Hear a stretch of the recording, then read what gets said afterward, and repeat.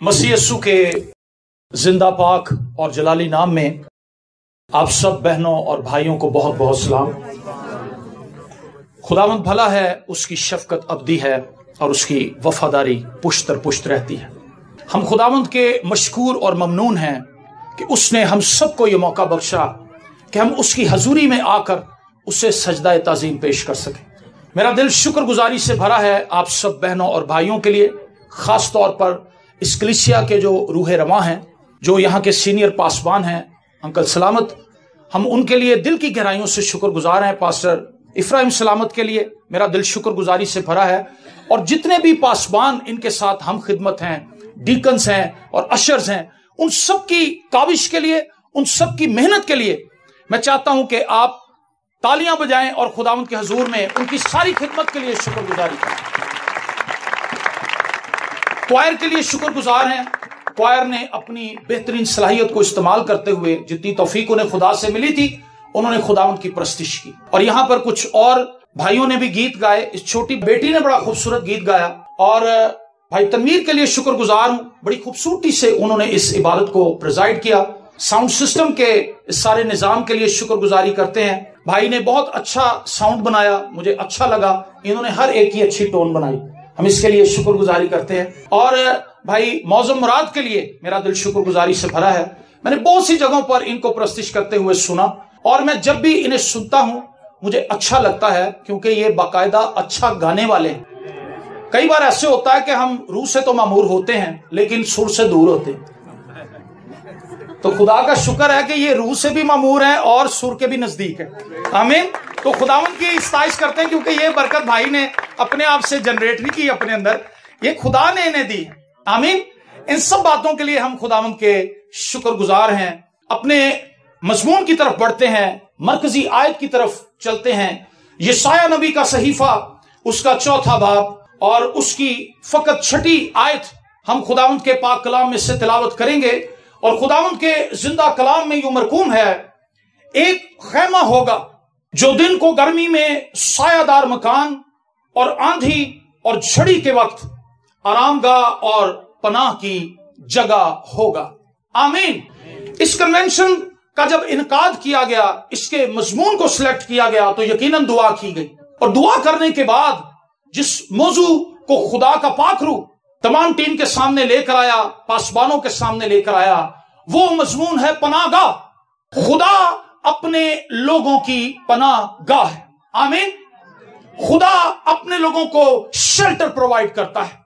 खुदा अपने लोगों को आराम बख्शता है। खुदा अपने लोगों को सलामती बख्शता है, और खुदा अपने लोगों की मुहाफजत करता है। और यशाया इस बात पर जोर देता है कि एक खैमा होगा जो दिन को गर्मी में सायादार मकान और आंधी और झड़ी के वक्त आरामगाह और पनाह की जगह होगा। आपने देखा होगा कि दौरे हाजिर में पाकिस्तान की जो हुकूमत है, इसने जगह जगह पर पनाहगाहें बनाई। क्या बनाई हैं जी? पनाहगाहें बनाई हैं। और इन पनाहगाहों को बनाने का मकसद यह है कि वो लोग जो मुसाफिर हैं, वो लोग जो परदेसी हैं, दूसरे शहरों से लाहौर शहर में या किसी और शहर में काम करने की गर्ज से गए हैं, जब रात पड़ जाए वो मेहनत मजदूरी करके थड़ों पर, पार्कों के अंदर न सोएं, बल्कि वो उन पनाहगाहों में चले जाएं। वहां पर उन्हें रोटी भी प्रोवाइड की जाती है, वहां पर उन्हें आरामदेह बिस्तर भी दिया जाता है, ताकि उनकी रात जो है वो आराम से कट जाए और सारे दिन की थकावट को वो दूर कर सके। लेकिन यशाया जिस पनाहगाह की बात कर रहा है, वो जिस्मानी पनाहगाह से बहुत बढ़कर है। ये पनाहगाह सिर्फ जिस्मानी पनाहगाह नहीं है, बल्कि ये पनाहगाह हमारी जिंदगी के तमाम शोबों को अपने कंट्रोल में ले लेती है। और ये पनाहगाह कोई और नहीं, इस्राएल का कदूस है। आमीन।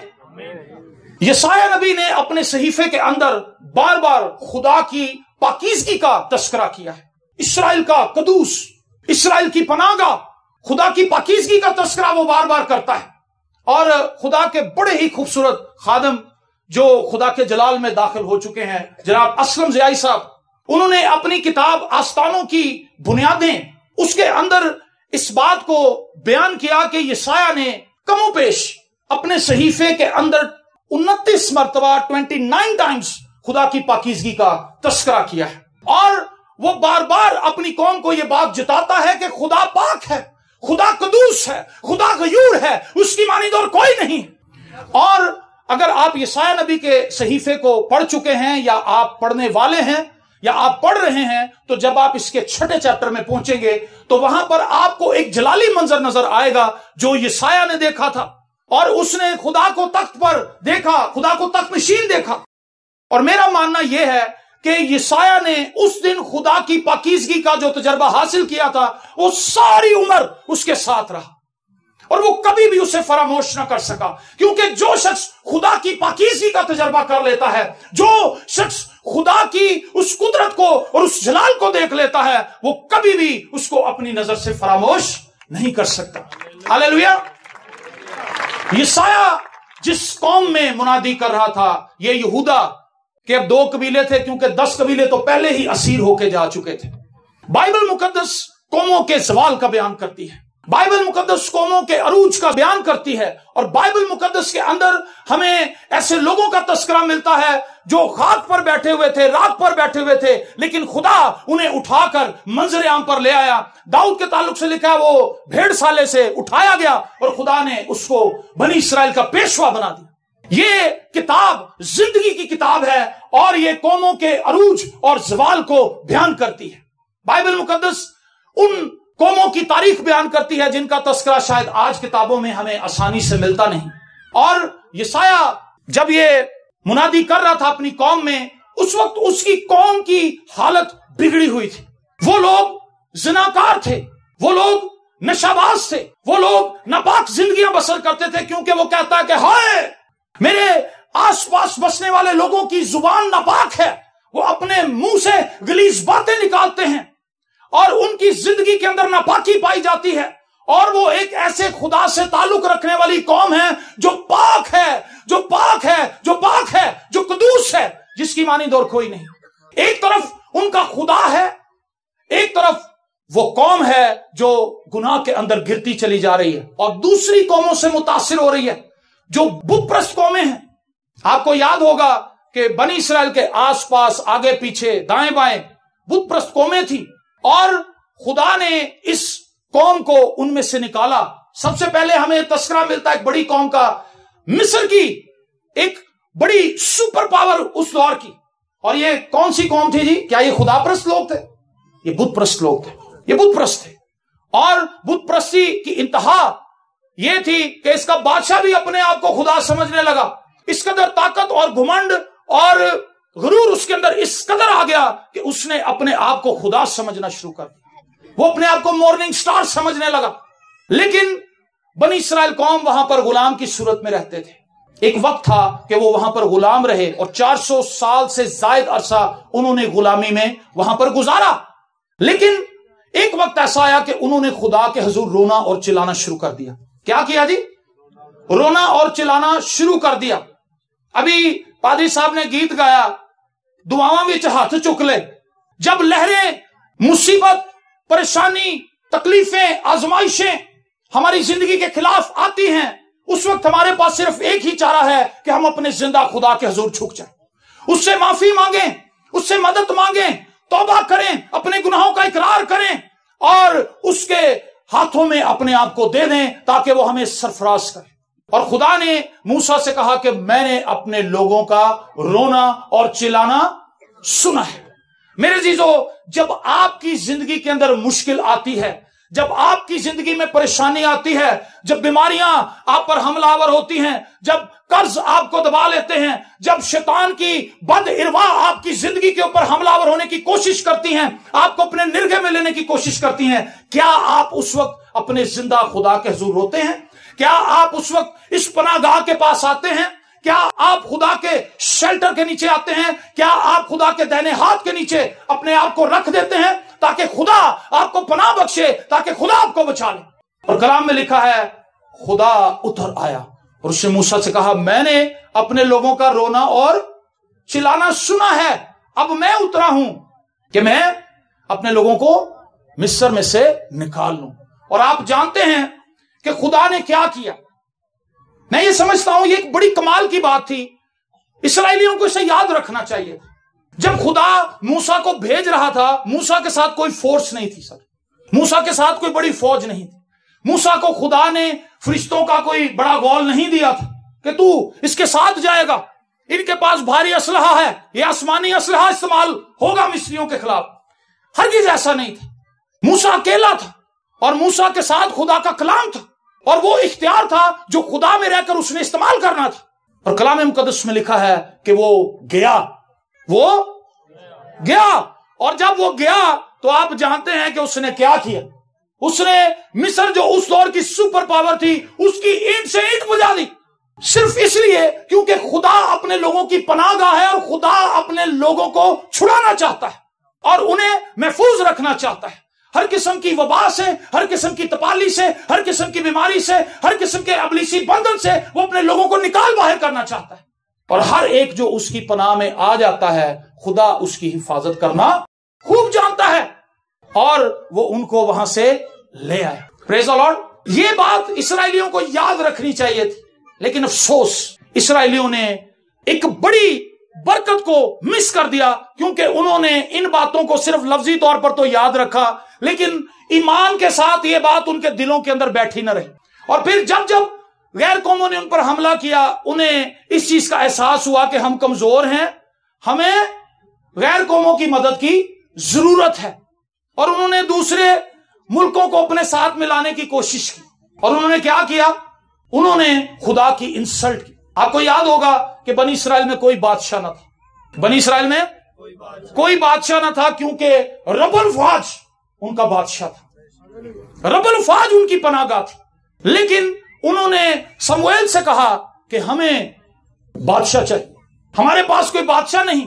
دوسری قوموں کے پاس بادشاہ ہیں، دوسرے ملکوں کے بادشاہ ہیں، وہ ان کو گائیڈ کرتے ہیں، وہ ان کو لیڈ کرتے ہیں، ہمارے پاس تو کوئی بادشاہ نہیں. اور اگر آپ سموئیل کی پہلی کتاب اس کے 10ویں باب کو پڑھیں تو آپ کو وہاں پر نظر آئے گا کہ خدا کا نبی ان پر ناراض ہوا. اس نے کہا کہ تم نے خدا کی انسلٹ کی ہے، تم نے خدا کو حقیر جانا ہے. کیا اب تک تمہاری جنگیں خدا نے نہیں لڑی؟ کیا اب تک خدا نے تمہیں کہیں پسپا ہونے دیا؟ کیا ابھی تک خدا نے کہیں تمہیں شرمندہ ہونے دیا؟ کیا مصر اتنی بڑی قوم میں سے خدا تمہیں ایسے نہیں نکال لایا جیسے مکھن میں سے کوئی بال کو نکال لیتا ہے؟ خدا کے لیے کس قدر آسان تھا مصر کو زیر کرنا. لیکن بنی اسرائیل قوم اس بات کو بھول گئے اور وہ بضد رہے. اور خدا نے اپنے نبی سے کہا کہ انہوں نے تیری نہیں بلکہ میری انسلٹ کی ہے. میرے عزیزو، آج لوگ پناہ گاہیں ڈھونڈ رہے ہیں، پادریوں کے پیچھے لگے ہوئے ہیں. ایک پاسٹر سے دعا کرواتے ہیں، پھر دوسرے کے پاس چلے جاتے ہیں، دوسرے سے بھی آرام نہیں آتا، پھر تیسرے کی طرف چلے جاتے ہیں. ادھار پیسے لے کے رکشوں پہ ادھر ادھر چرچوں میں جا رہے ہیں دعا کروانے کے لیے. پتا چلتا ہے پادری صاحب تو کراچی گئے ہوئے ہیں، وہ تو یہاں ہیں ہی نہیں. مایوس ہو کے دوسرے پادری کی طرف چلے جاتے ہیں. کیا بنی اسرائیل قوم بھی یہی نہیں کر رہی تھی؟ خدا کو چھوڑ کر وہ کمتر ذرائعوں پر اکتفا کرنے کے لیے تیار تھے. میں یہ نہیں کہتا کہ خدا اپنے خادموں کے وسیلے سے کام نہیں کرتا، لیکن جب آپ خدا کی جگہ پہ خادم کو لا کے کھڑا کر دیں گے پھر خدا خادم کے ہاتھ کو بھی بند کر دے. ایسا ہے کہ نہیں؟ خدا مسا کو آگے جانے نہیں دے گا، کیونکہ آپ خدا کی انسلٹ کر کے کبھی خدا کے خادم سے برکت نہیں لے سکتے. یہ روحانی اصول ہے، یہ روحانی پرنسپل ہے. اور انہوں نے خدا کو رد کیا، انہوں نے خدا کو رنجیدہ کیا، اور انہوں نے ایک جسمانی بادشاہ مانگ لیا. اور جیسے ہی جسمانی بادشاہ انہوں نے مانگا، جو کہ پہلا بادشاہ تھا ساؤل، آپ جانتے ہیں کہ اس کے بعد مذہب کی جو پریکٹس ہے، عبادت کا جو سارا طریقہ کار تھا وہ الگ ہو گیا اور حکومت الگ ہو گئی. اب بادشاہ فیصلہ کرنے لگا اور بادشاہ نے پھر غلط فیصلے کیے. اور آپ جانتے ہیں کہ دنیا میں جہاں کہیں سلطنت بنتی ہے، حکومتیں بنتی ہیں، وہاں پر لوگ ایک دوسرے کو ہی قتل کرتے ہیں بادشاہ بننے کے لیے. اسرائیلیوں میں بھی ایسا ہی ہوا. اسے نظر آ رہا تھا کہ میرا یہ بھائی اب میرے بعد بادشاہ ہوگا، میرے باپ کے بعد. اس نے پہلے ہی صفایا کر دیا سب بھائیوں. کئی جگہ پر آپ کو چیز ملے گی کہ حکومت حاصل کرنے کے لیے لوگ قتل و غارت پر اتر آئے. یسایہ یہ بتانا چاہتا تھا اپنی قوم کو کہ تم نے اپنی منمانی کر کے دیکھ لی، تم نے اپنے ان بھائیوں سے جو 10 قبیلے ہیں ان سے بھی سبق نہیں سیکھا. تمہیں اس پناہ گاہ کی طرف آنا ہوگا، تمہیں اس زندہ خدا کی طرف آنا ہوگا، تمہیں اس خدا کی طرف آنا ہوگا جو پاک ہے، جو جلالی ہے، اور جو اپنے لوگوں کے لیے جنگ لڑتا ہے، جو اپنے لوگوں کا ہراول اور چڑاول ہے. جس کے فرشتے اس کے ڈرنے والوں کے چوگرد خیمہ زن رہتے ہیں. ہمیں اس خدا کی ضرورت ہے.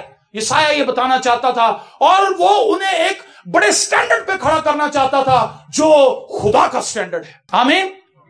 میرے عزیزو، دور حاضر میں آپ کو نظر آئے گا کہ ہم اسی مقام پر کھڑے جہاں یسایہ کھڑا تھا. یسایہ کو بھی وہی مسائل درپیش تھے اور اس کی قوم کو بھی وہی مسائل درپیش تھے جو آج دور حاضر کی کلیسیا کو درپیش ہے. آج کلیسیا ناکامی کی طرف کیوں جا رہی ہے؟ آج کلیسیا بربادی کے دہانے پر کیوں کھڑی ہے؟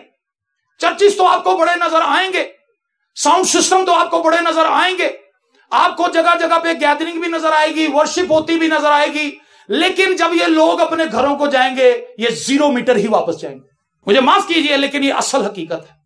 اگر آپ کسی سے پوچھ لیں کہ آپ نجات یافتہ ہیں، وہ ایک دم ششو پنج میں پڑھ دے گا کہ یہ پادری صاحب مجھ سے کیا سوال پوچھ رہے ہیں، کیونکہ وہ یہ نہیں جانتا.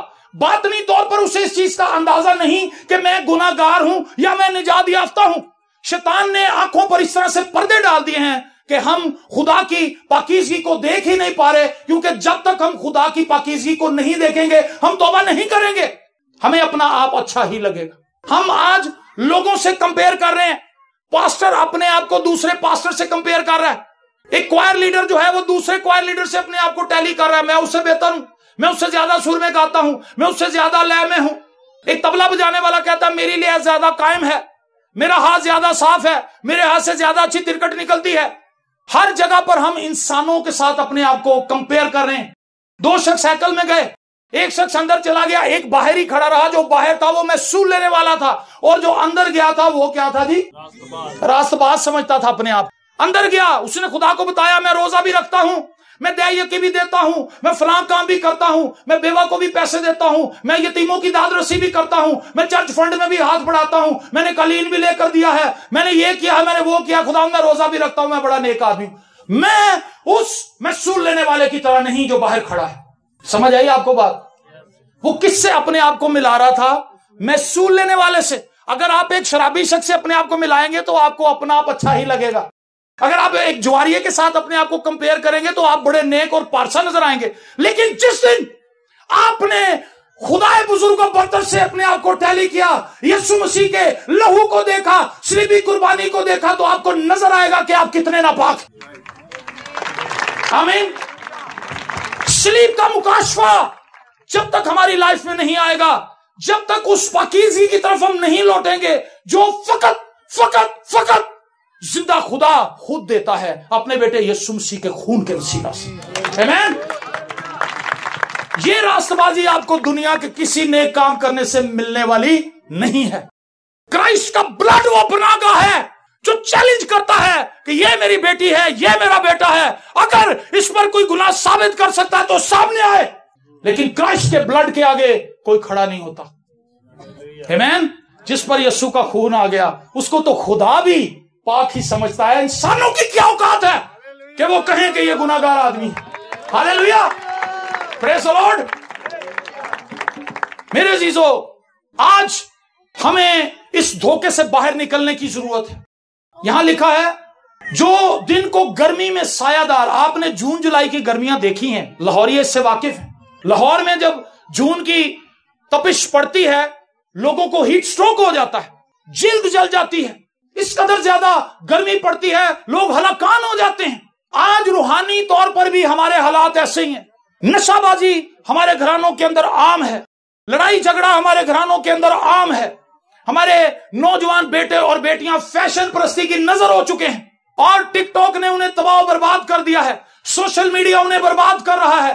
یہ وہ سیلاب ہے، یہ وہ تپش ہے، یہ وہ گرمی ہے جس سے فقط ہمیں خداوند یسوع مسیح محفوظ رکھ سکتا ہے. میرے عزیزو، آپ اسے ایک عام چیز نہیں سمجھ سکتے. یہ سرد مہری ہے جو آج کلیسیا کے اندر آپ کو نظر آئے گی. ہر عبادت میں لوگ آپ کو لیٹ آتے ہوئے نظر آئیں گے. آپ اس کو شاید ایک چھوٹی سی بات سمجھیں لیکن میری نظر میں یہ ایک بہت بڑی بات ہے. ایک کلیسیا کا رکن ہے، اسے یہ پتا ہے کہ ہمارا چرچ 9 بجے صبح لگ جاتا ہے، 9 بجے عبادت شروع ہو جاتی ہے، لیکن وہ 9 بجے چرچ نہیں آتا. 10:30 بجے تک لوگ انٹر ہو رہے ہوتے ہیں، کلام ختم ہونے والا ہوتا ہے، لوگ انٹر ہو رہے ہوتے ہیں. اس سے کیا سمجھ رہے ہیں وہ کہ وہ خدا کی رسپیکٹ کر رہے ہیں؟ اس سے وہ یہ سمجھ رہے ہیں کہ خدا کی بڑی عزت ہو رہی ہے. اس سے وہ یہ سمجھ رہے ہیں کہ خدا نے اس آمد کو جو ہم نے لیٹ انٹری دی ہے، خدا نے اس کو عبادت کنسیڈر کر لیا؟ ہرگز نہیں. خدا ایسی عبادت سے خوش نہیں. اگر آپ کسی بنیادی وجہ سے لیٹ ہو گئے ہیں تو خدا کو بھی اس چیز کا پتا ہے، لیکن اگر آپ اپنے گھر میں لیٹے رہے ہیں اور آپ اٹھ کے نہیں آئے، اس کا مطلب ہے آپ خدا کی انسلٹ کر رہے ہیں، آپ خدا کی. تو میں ان لوگوں سے، ان بہنوں بھائیوں سے بھی التماس کرتا ہوں جو لیٹ آنے کے عادی ہیں، ٹائم پہ آیا کریں، وقت پر آئیں تاکہ خدا کی رسپیکٹ ہو. آج کلیسیاؤں کے اندر ہمیں ایک عام چیز نظر آتی ہے کہ لوگ خادموں کے پیچھے لگے ہوئے، جس کا میں نے پہلے تذکرہ کیا. اور موجودہ دور کے اندر ہمیں جس چیز کی ضرورت ہے اس کی منادی بھی ہمیں کہیں نظر نہیں آ رہی.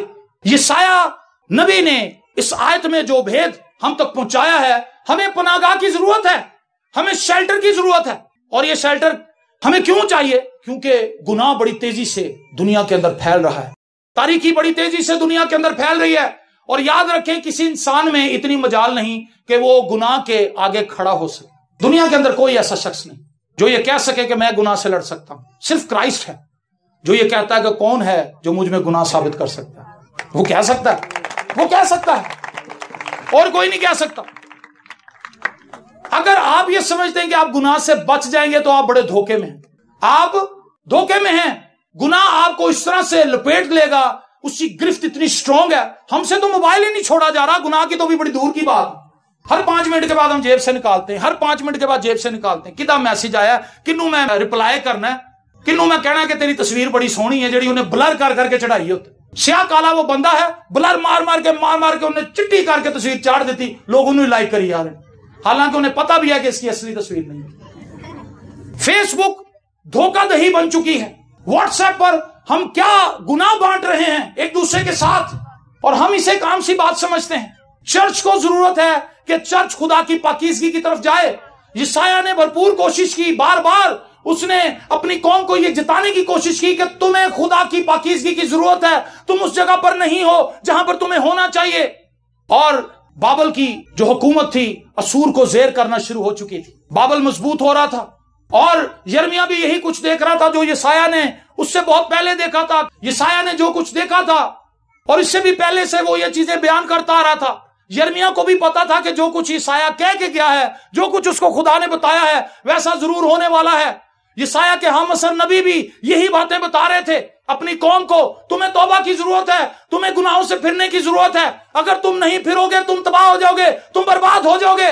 آج کلیسیاؤں کے اندر معجزات سے زیادہ ہمیں گناہوں کی معافی کے لیے بیان کرنے کی ضرورت ہے. آپ اپنے ٹی وی چینلز اٹھائیں، وہاں پر آپ کو بھرمار نظر آئے گی گواہیوں کی. اور وہ گواہیاں کیا ہیں؟ موٹر سائیکل کی گواہی، گھر کی گواہی، مجھے یہ چیز مل گئی، میرے پاس یہ نہیں تھا مجھے یہ مل گیا، میرے بچے باہر نہیں جا پا رہے تھے اس کا ویزا آ گیا، میری بیٹی کا رشتہ نہیں ہوتا تھا اس کا رشتہ ہو گیا. ایسی گواہیاں کیوں آ رہی ہیں؟ کیونکہ ہم معجزات کو، خدا کی برکت کو اور خدا سے ریسیو کرنے کو پریچ کر رہے ہیں. جو کچھ ہم سر بو رہے ہیں وہی کچھ ہم نے کاٹنا ہے. ہم لوگوں کو جدھر لگا رہے ہیں لوگ ادھر لگ رہے ہیں. پاسبان جدھر ڈرائیو کر رہے ہیں اپنے غلے کو ادھر ہی وہ غلہ جا رہا ہے. بھیڑیں ادھر ہی جا رہی ہیں. معجزات لے لو، برکت لے لو، پیسے لے لو، گاڑیاں لے لو، ویزے لے لو، فلانا گھر لے لو، فلانی جگہ پہ کوٹھی لے لو، کارپٹ لے لو، فنوز لے لو، اور اپنی زندگی کو اوپر لے کر آؤ. روپیہ پیسہ کماؤ، عیش کرو، مزے کرو، سانو بھی دے یقیلے آ کے دو، ہدیہ بھی ڈبل کر دو. سب کچھ دنیاوی ہے. لیکن یہ سایہ بات کر رہا ہے کہ تمہیں پناہ گاہ کی ضرورت ہے. ایک وقت میں تو یہودا کے یہ لوگ بڑے خوش تھے، یرمیہ کو گالیاں نکال رہے تھے، یرمیہ کو کنویں میں لٹکا رہے تھے، کیچڑ میں اس کو لت پت کر دیا، اس کے منہ پہ تماچے مارے، اس کو ذلیل کیا، ہلڑ مچاتے تھے، مذاق اڑاتے تھے، اس کا تمسخر اڑاتے تھے. تو بیوقوف آدمی ہے، ہمارے سارے نبی تو کچھ اور منادی کر رہے، تو جو منادی کر رہا ہے ہم اس پہ ایمان نہیں لاتے، یہ کلام خدا کا کلام نہیں. اور پھر میرے عزیزو، بابل کے بادشاہ نے حملہ کیا. بڑی مضبوط قوم، خون خار قوم، ترسنا کھانے والی قوم. اور جب یہ حملہ آور ہوئے، کئی بار پے در پے حملے کر کے انہوں نے اتنا کمزور کر دیا. اس کے بعد انہوں نے جلا بھی دیا، شہر جلا دیے، لوگ جلا دیے، اور جتنے بھی صاحب حیثیت لوگ تھے ان سب کو نکال کر وہ بابل میں لے گئے، اسیر کر لیا. اور اس زمانے میں ایسا ہی ہوتا تھا، جب کوئی ملک کسی دوسرے پر حملہ آور ہوتا تھا تو وہ سب سے پہلے صاحب حیثیت لوگوں کو پکڑ لیتے تھے تاکہ یہ بعد میں لوگوں کو اکٹھا نہ کر سکے. اور جتنے کمزور لوگ، غریب، بیمار، لاچار، ان کو وہیں مرنے کے لیے چھوڑ دیتے تھے، اور غیر قومیں ان کے ساتھ اپنا رشتہ ناتا جوڑ لیتی تھیں، اور وہ چونکہ کمزور ہوتے تھے، انہیں روٹی کی ضرورت ہوتی تھی، وہ پھر ان کے پیچھے لگ جاتے تھے۔ ایسا اس لیے کیا جاتا تھا تاکہ جس قوم پر ہم نے حملہ کیا ہے اس کی اساس کو ہم ختم کر دیں، اس کی جڑوں کو ہلا کر رکھ دیں، اس کی بنیادوں کو کھوکھلا کر دیں۔ اور جب وہ اثر سوکھ رکھنے والے لوگ ان کے ساتھ بابل میں گئے، ان میں سے بہت سے لوگ رونے لگے، چلانے لگے، ہائے ہم نے کیوں اپنے نبیوں کی باتوں کو رد کر دیا، ہم نے کیوں مصر کے اوپر تکیہ کیا۔ کہنے لگے او مصر اب ہماری مدد کے لیے آئے گا، مصر بھی ہماری مدد کے لیے آئے گا۔ کیا ایسا پاسبل تھا؟ ایسا پاسبل نہیں تھا۔ مصر کبھی بھی ان کی مدد نہیں کر سکتا تھا، کیونکہ خدا بابل کے ساتھ کھڑا تھا۔ یہ بات خلاف نیچر ہے، لیکن جب آپ خدا کی بات نہیں مانتے تو خدا اپنے طریقے سے کام کرتا ہے۔ خدا نے بتھیرا کلام کر لیا اپنے نبیوں کے وسیلہ سے۔ جب نبیوں کو ذلیل اور رسوا کیا گیا، ان کی بات نہیں مانی گئی، تو پھر خدا نے کام کیا، خدا بنی اسرائیل قوم کے دشمنوں کے ساتھ جا کے کھڑا ہو۔ یہ بہت افسوسناک بات ہے۔ میرے عزیزو، خدا کو نہ چڑھائیں۔ اگر ہم خدا کی پناہ میں آئیں گے ہم بچ جائیں گے، اگر ہم خدا سے بھاگیں گے کتنا بھاگ لیں گے؟ بتائیں مجھے، خدا سے کوئی شخص کتنا بھاگے گا؟ آپ نہیں بھاگ سکتے۔ اپنی زندگیوں پر غور کریں، اس پناہ گاہ کے پاس آئیں، اور یہ پناہ گاہ میرا اور آپ کا زندہ خدا ہے، میرا اور آپ کا یسوع ہے۔ خداوند نے کہا اے بوجھ سے دبے ہوئے لوگوں، او محنت اٹھانے والوں، سب میرے پاس آؤ، میں تمہیں کیا کروں گا؟ آرام کس کے پاس ہے؟ یسوع کے پاس۔ جس نے اپنا آپ یسوع کو دیا ہے اس کے لیے پادری کی دعا بھی اثر کرتی ہے۔ یہ میں آپ کو اپنی 22 سالہ خدمت کا تجربہ بتا رہا ہوں، میں نے یہی دیکھا ہے۔ میرا کوئی دوسرا بھائی میرے سے اختلاف کر سکتا ہے، آپ بھی اختلاف کر سکتے ہیں، آپ کو اختلاف کرنے کا حق حاصل ہے، لیکن جو کچھ میں نے سیکھا ہے مجھے بھی بتانے کا پورا حق ہے۔ جب تک کوئی شخص اپنی زندگی خدا کو نہیں دیتا، پادریوں کی دعا بھی اس کے لیے کچھ نہیں۔ جب کوئی شخص اپنے آپ کو خدا کے ہاتھ میں دے دیتا ہے تو خدا اپنے خادموں کی دعا بھی اس کے لیے ایکٹیویٹ کر دیتا ہے۔ خدا نے موقع فراہم کیا ہے کہ ہم اس کے پاس آ جائیں۔ آپ نے دیکھا ہوگا اتنی لمبی عبادت ہونے کے بعد جب عبادت ختم ہوتی پھر لوگ دعائیا لائن میں لگے ہوتے ہیں۔ پادری فرینڈ صاحب اینج ہے کہ نہیں؟ کیوں لگے ہوئے؟ کیونکہ انہیں یسوع پہ کوئی اعتماد نہیں۔ 3 گھنٹے میں یسوع نے نہیں چھو سکا تو 2 منٹ سے جڑی پادری نے دعا کرنی ہوتے نا کی پینا تھا فرق، پورا فرق نہیں پینا تھا۔ سن لیں یہ بات، 3 گھنٹے میں جس بہن کو، 3 گھنٹے میں جس بھائی کو میرا یسوع نہیں چھو سکا، انہوں پادری نے چھو کے کی کرنا ہے؟ اس عورت نے کہا تھا میں اس کی پوشاک کو چھو لوں گی۔ میں کیا کروں گی؟ اگر آپ یہ سوچ کے آئے ہیں نا میں آج پادری صاحب کو دعا کروا کے ہی آنی، کچھ نہیں ہونا، آپ کچھ نہیں لبنا تھا۔ اگر آپ یہ سوچ کے آئیں گے کہ آج خداوند تو نے مجھ پہ ہاتھ رکھا، آج میری زندگی بدل دینا، میں جانتی ہوں، میں جانتا ہوں کہ پناہ گاہ تو ہی ہے، مجھے تیری ضرورت ہے۔ مسیح کے بغیر آپ کو کہیں بھی شیلٹر ملنا نہیں۔ میں اپنی زندگی کے تعلق سے آپ کو مختصر بتاتا ہوں۔ 98 میں میری والدہ کی ڈیتھ ہوئی جب، اور اس کے بعد اسی سال میں میرے والد صاحب کی بھی ڈیتھ ہو گئی، 7 مہینے کے گیپ۔ میری والدہ کو برین ہیمریج ہوا، دماغ کی نس پھٹ گئی، اور میرے والد صاحب کو ٹیوبرکلوسس تھی گلے کی، ان کو اس قسم کی گلے کی ٹیوبرکلوسس تھی کہ ان کے نگلنے کا سارا نظام ختم ہو گیا تھا، وہ کچھ بھی نہیں نگل سکتے تھے۔ لیکن ہم خدا کے پاس نہیں آئے۔ میں نے جب اس آیت کو پڑھا تھا، پادری صاحب نے جب یہ آیت مجھے بھیجی، میں نے دعا کی، آپ بلیو کریں میں بہت رویا تھا، کیونکہ مجھے یہ نظر آیا کہ میں کہاں بھٹک رہا تھا، میں کہاں آ چکا ہوں، اور خدا ہی مجھے آگے لے کر جا سکتا ہے۔ اور میں نے بہت سے لوگوں کی زندگی کو دیکھا جو بیار و مددگار ہیں اس وقت، کیونکہ انہوں نے اس پناہ گاہ کے اندر آنے، اس کے نیچے بیٹھنے کی جسارت نہیں کی۔ میرے والدین 1 ہی سال میں مر گئے۔ میری جو چھوٹی بہن تھی اس کو پولیو تھا، اور وہ 9 ماہ کی تھی، اس کو جب پولیو ہوا اس کے چلنے پھرنے کی صلاحیت ختم ہو گئی، اور اس کا صرف منہ بچ گیا، باقی سارا جسم اس کا پولیو نے کھا لیا۔ ہم شیلٹر کے اندر تھے، شیلٹر کے نیچے تھے، یا ہم شیلٹر سے باہر تھے؟ ہم کہاں تھے؟ باہر تھے۔ لکھا ہے سسٹر کتاب میں تو سدا لوٹتا ہی رہے گا، تو اپنے تمام دھندوں میں ناکام ہوگا، تو اندر آتے ہوئے لانتی ہوگا، تو باہر جاتے ہوئے لانتی ہوگا، تیرا ٹوکرا تیری کٹوتی دونوں لانتی ہوں۔ کیوں؟ کیونکہ تو میرے احکامات کو رد کر دے۔ میرے عزیزو، آج ہم سوچتے ہیں یہ بھی پادری دعا کرتا ہے کچھ نہیں بن رہا میرا، یہ بھی پادری دعا کر رہا ہے کچھ نہیں۔ پادریوں کی دعا سے کچھ بھی نہیں ملنا آپ چرچ کھیلتے رہیں میری طرف سے، چاہے 100 سال کھیلتے رہیں، 100 سال کے بعد بھی آپ اسی 0 پوائنٹ پہ کھڑے ہوں گے۔ چرچ کھیلنے سے کچھ نہیں ہونا۔ اپنی زندگی یسوع کو دیں، اس پناہ گاہ کے پاس آ جائیں جو ابدی آرام گاہ ہے، اور میرے عزیزو، ہم خدا کے پاس نہیں آئے. ماں بھی مر گئی، باپ بھی مر گیا، بہن بھی پائج ہو گئی، اور میری تعلیم رک گئی. اور ماں باپ کے مرنے کے بعد ایک پریشر ہمارے پہ یہ آیا کہ جو میری بہن تھی وہ میرے تایا جی کے پاس چلی گئی اور میں اپنے ماموں کے پاس رک گیا. ماں باپ بھی مر گئے، بہن بھائی بھی جدا جدا ہو گئے.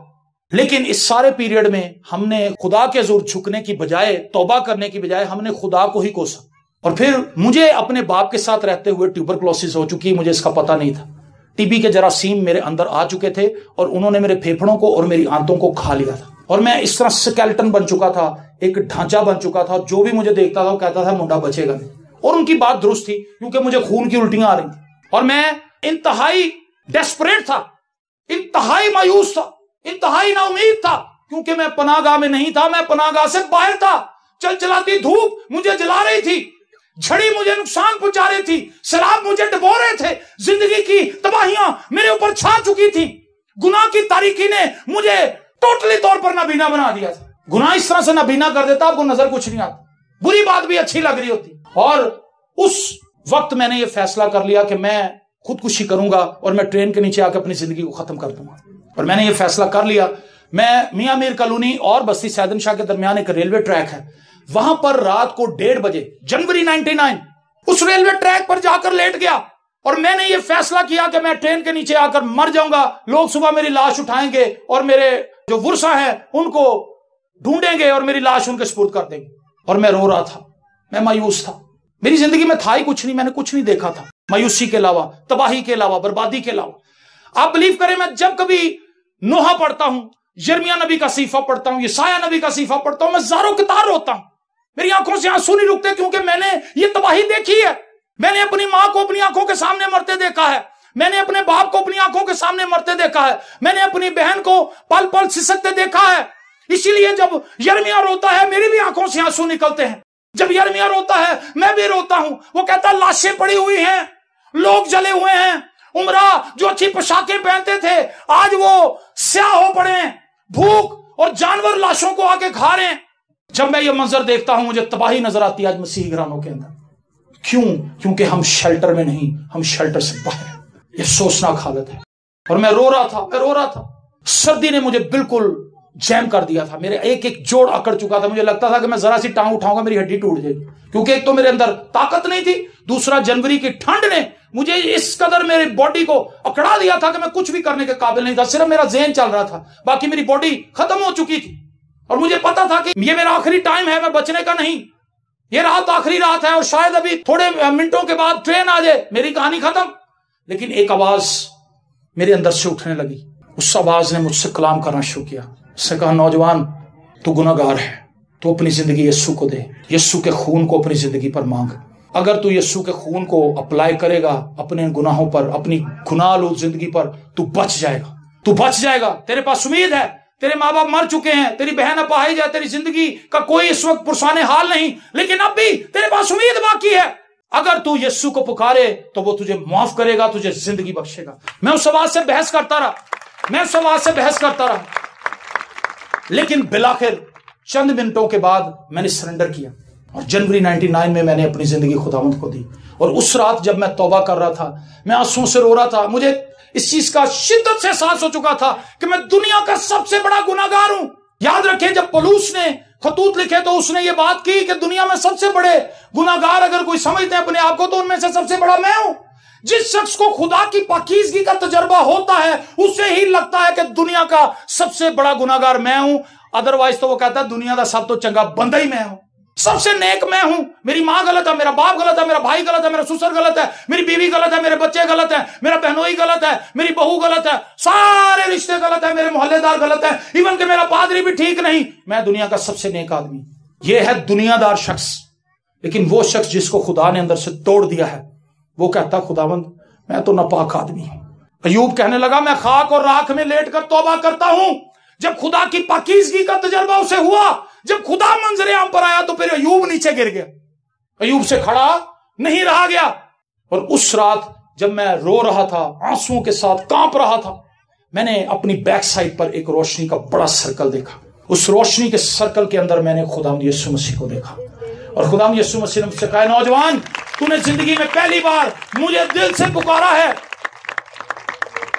دل سے پکارا ہے میں تیرا یسوع ہوں، اٹھ کے کھڑا ہو جا، میں نے تجھے شفا دی ہے اور میں نے تجھے اپنے کلام کی خدمت کے لیے مقرر بھی کر دیا ہے۔ یہ وہ دن تھا جب میں اس پناہ گاہ کے اندر انٹر ہوا تھا۔ ہاللیلویا! یہ وہ دن تھا جب میں نے اس پناہ گاہ کو پہچانا تھا۔ یہ وہ دن تھا جب میں نے اپنے نجات دہندے سے تعارف حاصل کیا تھا اور اس نے پھر میری زندگی کو بدل کے رکھ دیا۔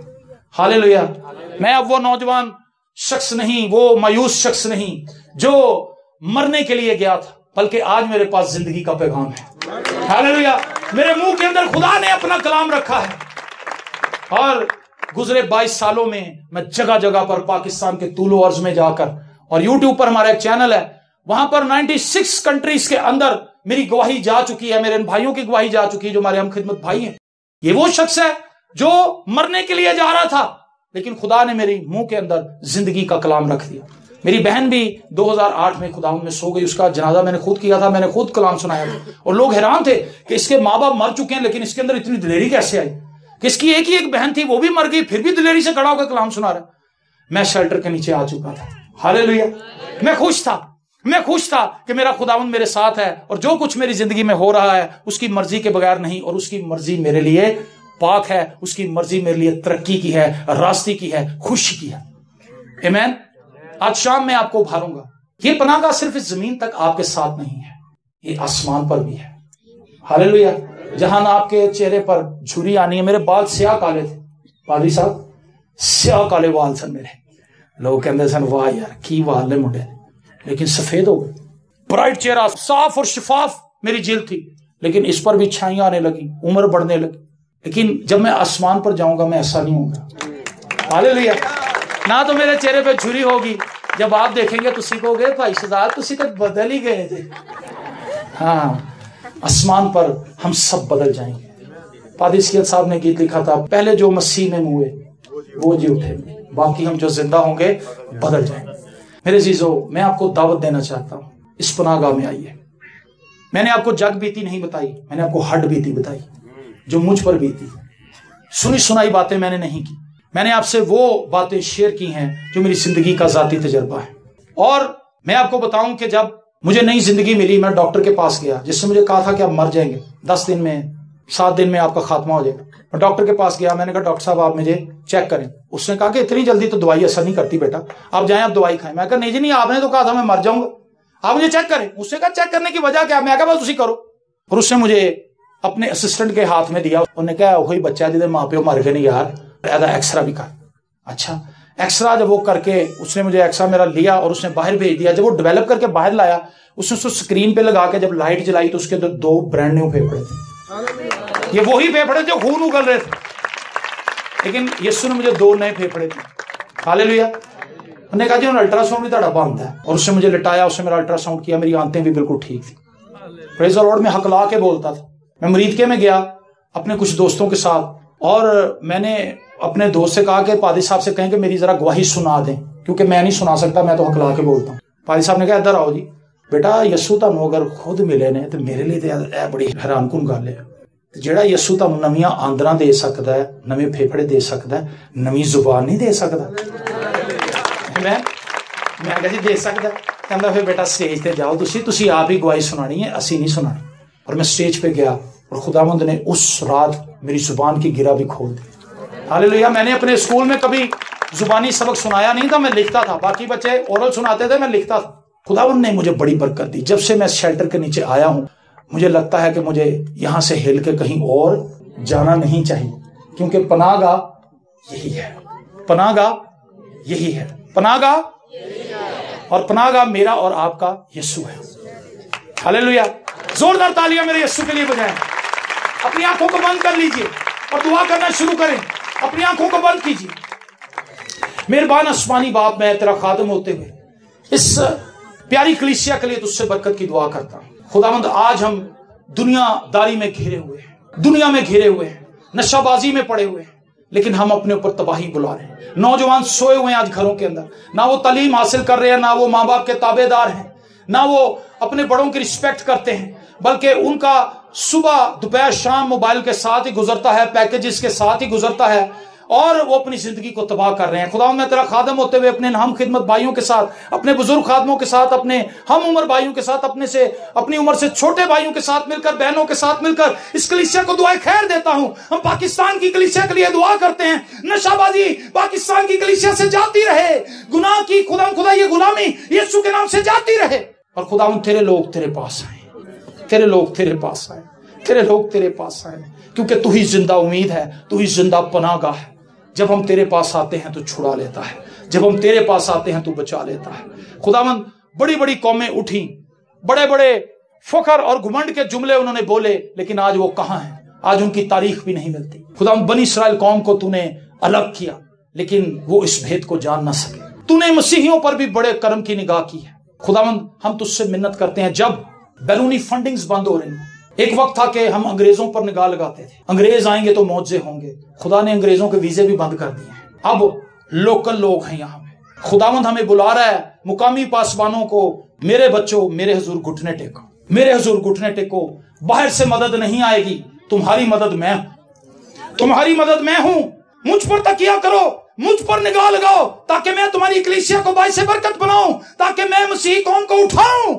خداوند ہمیں توفیق دے، ہم ادھر ادھر نظر نہ دوڑائیں، بلکہ تجھ پناہ گاہ کے پاس آئیں، تاکہ تجھ سے ہمیشہ کی زندگی کو پالیں۔